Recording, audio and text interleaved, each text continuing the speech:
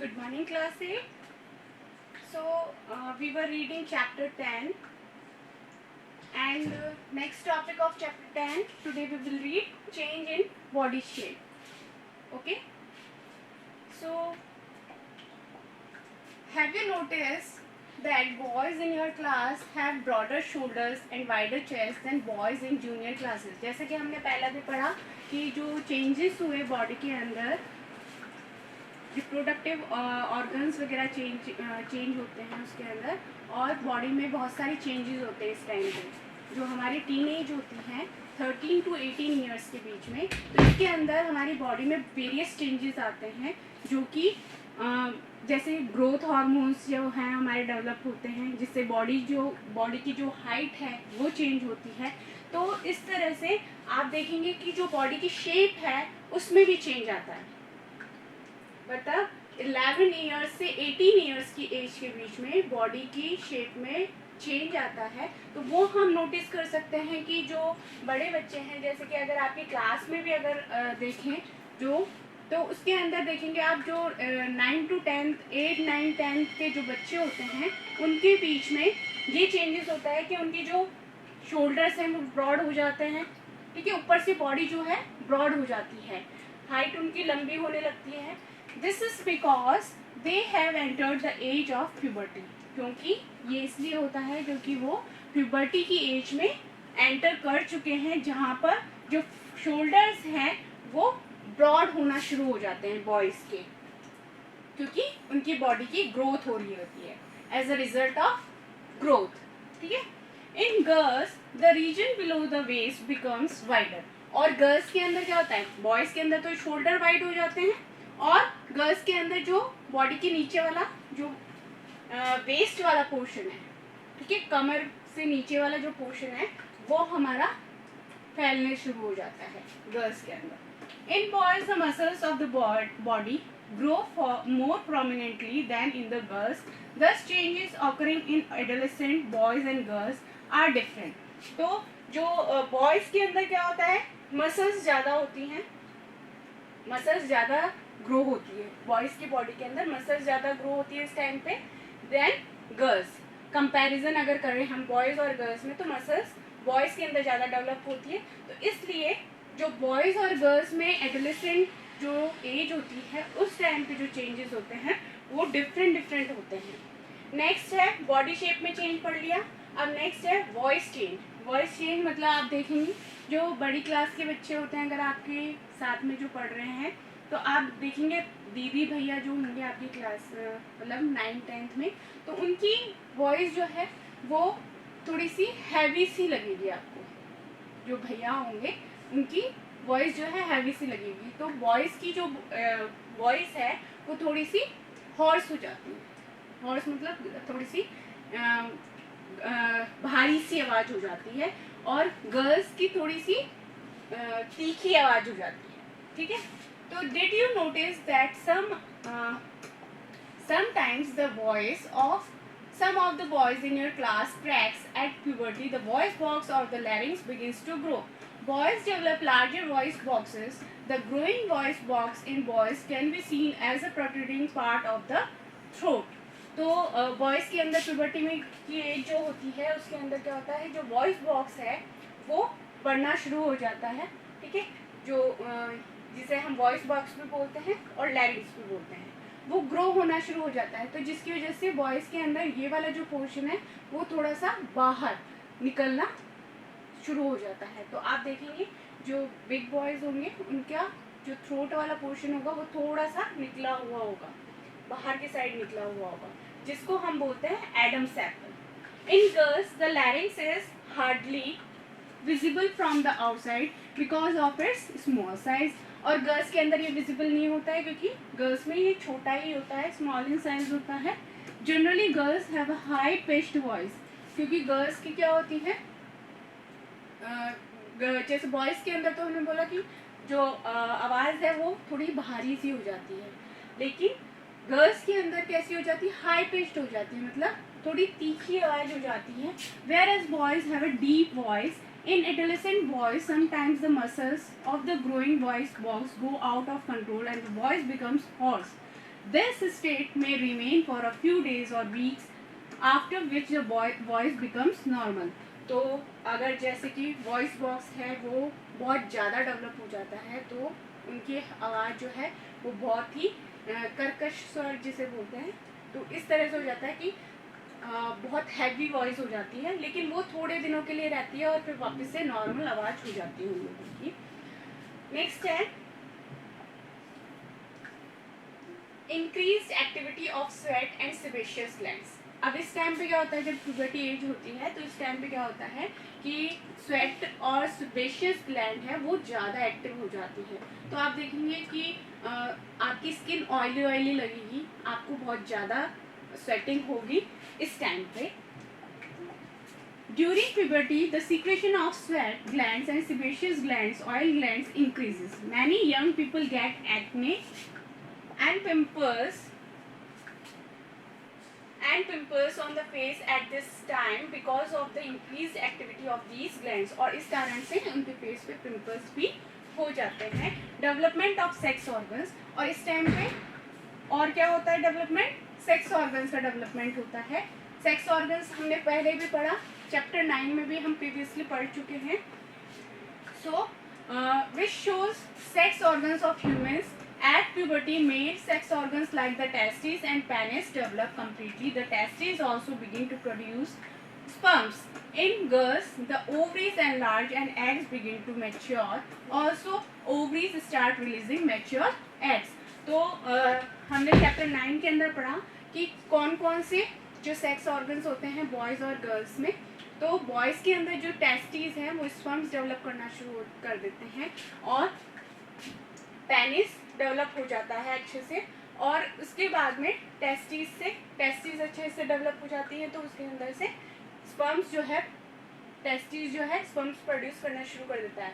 जबकि गर्ल्स के अंदर क्या होता है कि ओवरीज बड़ी हो जाती हैं और वो एग प्रोड्यूस करना शुरू करते हैं और एग रिलीज करना भी शुरू हो जाता है। नेक्स्ट है reaching mental, intellectual and emotional maturity. अब इसके अंदर क्या है, जैसे ये वाली एज आती है तो जो गर्ल्स बॉयज़ दोनों हैं उनके अंदर थोड़ा मेंटली भी चेंज आता है, तो वो ज़्यादा इमोशनल हो जाते हैं, ज़्यादा सोचने विचारने लगते हैं। Adolescence is also a period of change in person's way of thinking. Adolescents are more independent than before and are also self-conscious. Intellectual development takes place and they tend to spend considerable time thinking. तो इस time पे वो ज़्यादा सोचने विचारने लगते हैं, ज़्यादा time spend करते हैं कुछ भी चीज़ सोचने में। In fact it is often the time in one's life when the brain has the greatest capacity for learning. और यही टाइम होता है, ये जो प्यूबर्टी वाला जो टाइम होता है जब आपकी बॉडी ग्रो कर रही है अच्छे से, आपकी पूरी बॉडी ग्रो कर रही है। पूरी बॉडी ग्रो करने का मतलब आपकी फिजिकली डेवलपमेंट तो हो ही रहा है, बाकी इंटरनली भी आपका मेंटल भी डेवलप, आपका माइंड भी ज़्यादा डेवलप हो जाता है, आपके सेक्स ऑर्गन्स डेवलप हो रहे होते हैं। तो इस टाइम पे कि आपकी माइंड की कैपेसिटी बहुत ज़्यादा होती है, तो इस टाइम पे आप जो भी सीखते हैं वो आपके माइंड में अच्छे से सेट हो जाता है। तो sometimes however an adolescent may feel insecure while trying to adjust to the changes in the body and mind. और इस टाइम पे इतने चेंजेस होते हैं आपकी बॉडी में कि आप जो है वो समझ नहीं पाते हैं कि मेरी बॉडी में क्या हो रहा है, तो आपको इनसिक्योरिटी फील होती है। But as adolescent learners you should know that there is no reason to feel insecure, these changes are a natural part of growing up.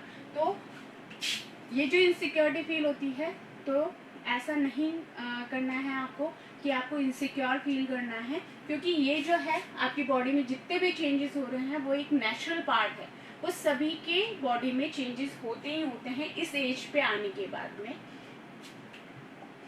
Secondary sexual characters. अब सेकेंडरी सेक्सुअल कैरेक्टर्स क्या होते हैं? You have learned in chapter 9 that testis ovaries are the reproductive organs. Testis और ovaries जैसा कि हमने पढ़ा कि रिप्रोडक्टिव ऑर्गन्स होते हैं, they produce the gametes that is sperms and ओवा।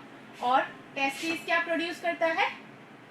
स्पर्म्स प्रोड्यूस करते हैं, और ओवरीज क्या प्रोड्यूस करते हैं? ओवा दैट इज एग प्रोड्यूस करता है। In girls breast begin to develop at puberty, और गर्ल्स के अंदर प्यूबर्टी की जब एज आती है तो ब्रेस्ट डेवलप होना शुरू हो जाते हैं, जबकि बॉयज में फेशियल हेयर ग्रो होना शुरू हो जाते हैं. फेशियल हेयर्स मतलब माउस्टेचेस और beard. This one. As these features help to distinguish the male from the female, they are called secondary sexual characters. तो इन ये जो तो बॉडी में चेंजेस आ रहे हैं, अलग अलग चेंजेस आ रहे हैं बॉयज़ और गर्ल्स में, तो इससे आइडेंटिफाई होता है कि कौन बॉय है कौन गर्ल है. मतलब आप देख के फिजिकली देख के बता सकते हो कि who is girl and who is boy. तो इसलिए इनको हम बोलते हैं secondary sexual characters. Boys also develop hair on their chest. In both boys girls hair grows under the arms and region above the thighs or the pubic region.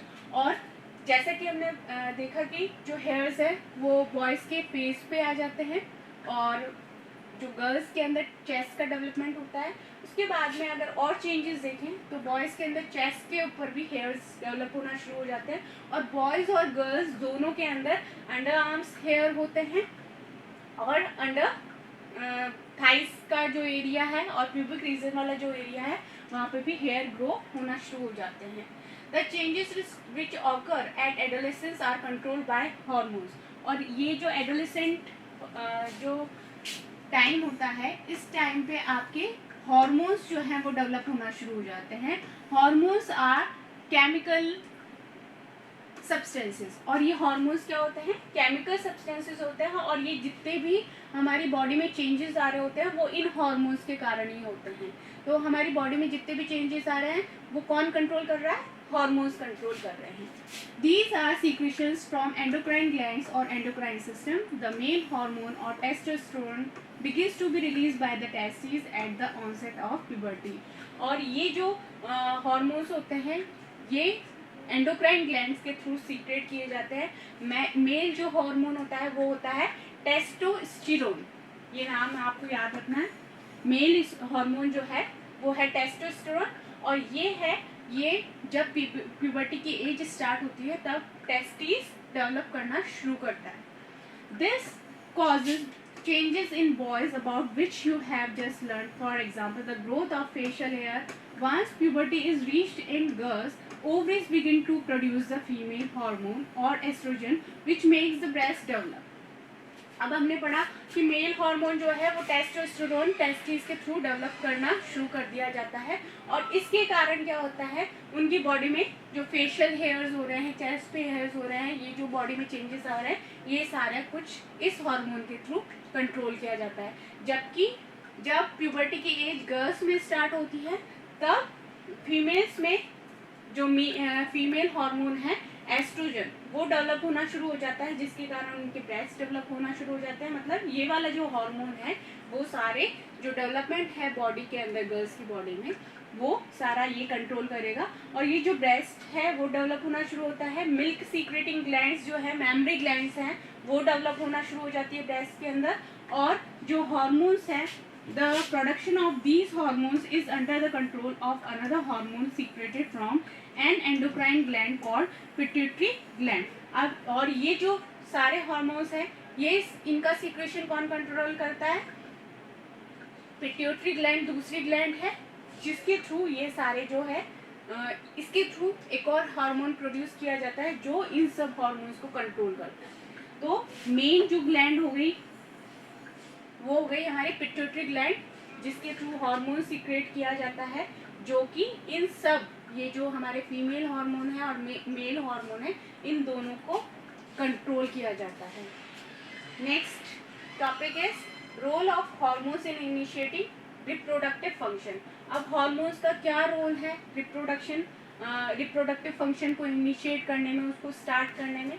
Endocrine glands release hormones into the blood stream to reach a particular body part called target site. Endocrine glands हमने पढ़ा कि endocrine glands जो है वो hormones secret करती है. ठीक है, तो ये जो एंडोक्राइन ग्लैंड्स हैं वो क्या करेगी, जैसे हार्मोन्स सीक्रेट करेगी प्रोड्यूस करेगी वो ब्लड स्ट्रीम में चले जाएंगे और फिर ब्लड स्ट्रीम मतलब जो हमारी रक्तवाहिनी नलियाँ हैं वेन्स हैं हमारी, उनके थ्रू क्या होगा, जो हार्मोन्स है ब्लड के थ्रू टारगेट साइट पे, जहाँ पर उन्हें जाना होता है, जिन हार्मोन्स को जहाँ पर जाना होता है वहाँ पर ये चले जाते हैं, ठीक है। तो जो पर्टिकुलर बॉडी पार्ट है जहाँ तक इनको जाना है, उस पर्टिकुलर बॉडी पार्ट को हम बोलेंगे टारगेट साइट, जहाँ पर इन हार्मोन्स को पहुँचना होता है और अपना वर्क स्टार्ट करना होता है। The target site response to the hormone. There are many endocrine glands or ductless glands in the body. और हमारी बॉडी के अंदर बहुत सारी एंडोक्राइन ग्लैंड्स होती है या डक्टलेस ग्लैंड्स भी प्रेजेंट होती हैं हमारी बॉडी के अंदर, जो कि हार्मोन्स प्रोड्यूस करती हैं।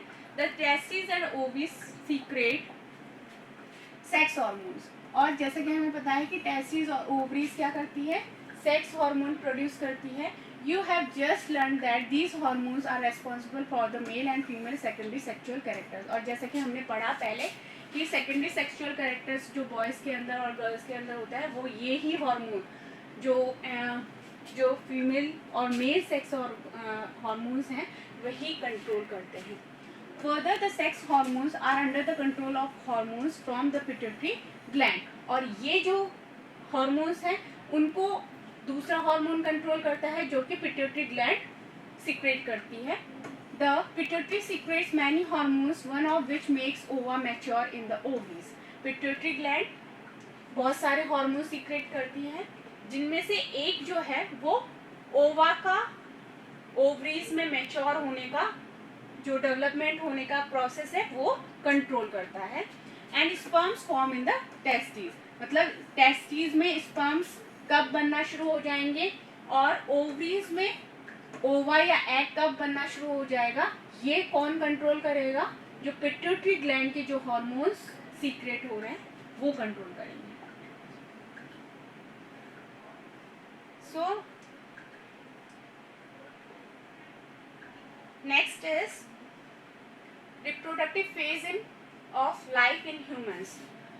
Adolescents become capable of reproduction when their testes and ovaries begin to produce gametes. जैसे कि हमने पढ़ा कि एडोलेसेंट एज होती है उस टाइम पे रिप्रोडक्टिव हार्मोन्स रिप्रोडक्टिव ऑर्गन्स जो है वो डेवलप होना शुरू हो जाते हैं।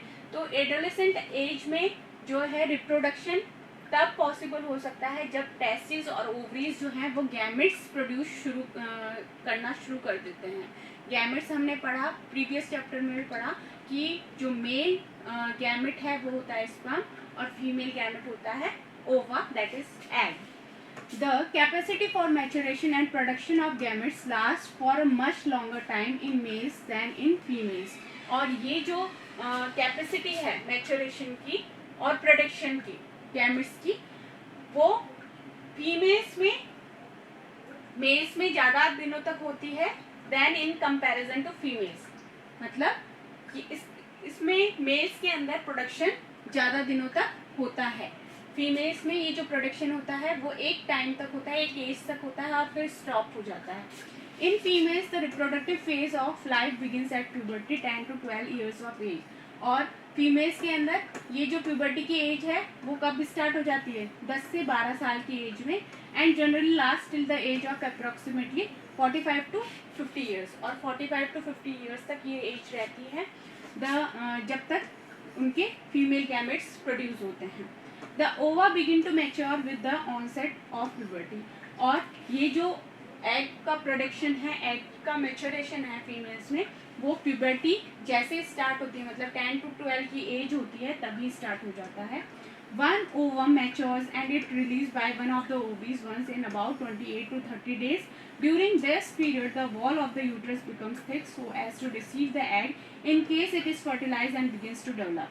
और ये जो है ओवा जो है, जो एग है वो मैच्योर होता है और 28 to 30 days मतलब 1 month के अराउंड ये रिलीज कर दिया जाता है ओवरीज के थ्रू। और ये जब रिलीज किया जाता है तो उस टाइम पे जो यूट्रस होता है उसकी वॉल थिक हो जाती है ताकि कि वो एग को एक्सेप्ट कर सके। और जब फर्टिलाइजेशन होता है तो एग यूट्रस की वॉल पे अटैच हो जाता है। और अगर मतलब फर्टिलाइजेशन नहीं होता है तो वो जो एग है वो यूट्रस की वॉल के साथ साथ में जो ब्लड है वो पूरा जो यूट्रस है जो थिकनिंग हुई है वो उसकी जो ब्लड है और एग है वो सारा बॉडी से रिलीज कर दिया जाता है। So if fertilization does not, जैसे कि मैंने आपको समझा दिया है, if fertilization does not occur, अगर फर्टिलाइजेशन नहीं होता है तो बॉडी से एग रिलीज कर दिया जाता है and the thickened lining of the uterus along with its blood vessels are shed off, और यूट्रस की जो मोटी दीवार बन गई है वो भी ब्लड वेसल्स के साथ में बॉडी से बाहर थ्रो आउट कर दी जाती है. This causes bleeding in women which is called menstruation, और इसे हम मेंस्ट्रुएशन कहते हैं. Menstruation occurs once in about 28 to 30 days, और ये जो मेंस्ट्रुएशन पीरियड होता है वो 28 to 30 days में रिपीट होता है. The first menstrual flow begins at puberty and is termed as menarche, और जब सबसे पहला जो menstrual flow होता है जो कि एज होती है 12 to 13 ईयर्स के बीच में, तब इसको हम बोलते हैं menarche. At 45 to 40 years of age the menstrual cycle stops, और 45 to 50 years की एज होती है तब ये menstrual cycle जो है वो स्टॉप हो जाती है, रुक जाती है, और इस स्टॉपेज को हम बोलते हैं menopause. Initially menstrual cycle may be irregular, शुरुआत में जब मेनार्क होता है तो शुरुआत वाले जो टाइम होता है उस टाइम पे आपकी menstrual cycle irregular हो सकती है. It takes some time to become regular, और ये कुछ टाइम लेती है, रेगुलर होने के लिए कुछ टाइम लेती है, कुछ दिन लेती है, फिर बाद में ये रेगुलर हो जाती है. Menstrual cycle is controlled by hormones, और ये जो मेंस्ट्रुअल साइकिल है वो हार्मोन्स के थ्रू रेगुलेट की जाती है. The cycle includes the maturation of the egg, और ये जो साइकिल है इससे क्या होता है, एग का जो मैच्योरेशन है वो इसके अंदर ये जो पूरी जो मेंस्ट्रुअल साइकिल हो रही है इसके अंदर एग का मैच्योरेशन हो रहा है, और फिर जब फर्टिलाइजेशन नहीं होता है तो बॉडी से रिलीज कर दिया जाता है. Thickening of uterine wall and its breakdown if pregnancy does not occur. In case the egg is fertilize it begins to divide and then gets embedded in the uterus, और अगर ये fertilise हो जाता है इट मीन्स प्रेगनेंसी हो जाती है, तो ये जो एग है वो यूट्रस की वॉल पे चिपक जाता है, और फिर उसके बाद में ये डिवाइड होना शुरू हो जाता है, मल्टीप्लाई होना शुरू हो जाता है. जो कि हमने बोला कि जब फर्टिलाइजेशन होता है तो मेल और फीमेल गैमेट फ्यूज होकर जाइगोट का फॉर्मेशन करते हैं, और फिर रेगुलरली डिवाइड होकर एम्ब्रियो बनाते हैं, और एम्ब्रियो से फीटस का डेवलपमेंट होता है. For further development as you have learn in chapter 9, जैसे कि हमने चैप्टर 9 में ऑलरेडी पढ़ लिया है. अब ये जो नेक्स्ट टॉपिक है 10.6, ये हम नेक्स्ट क्लास में रीड करेंगे. ये आप जब तक ये वाला जो टॉपिक है इसको रिवाइज करेंगे आप बुक से.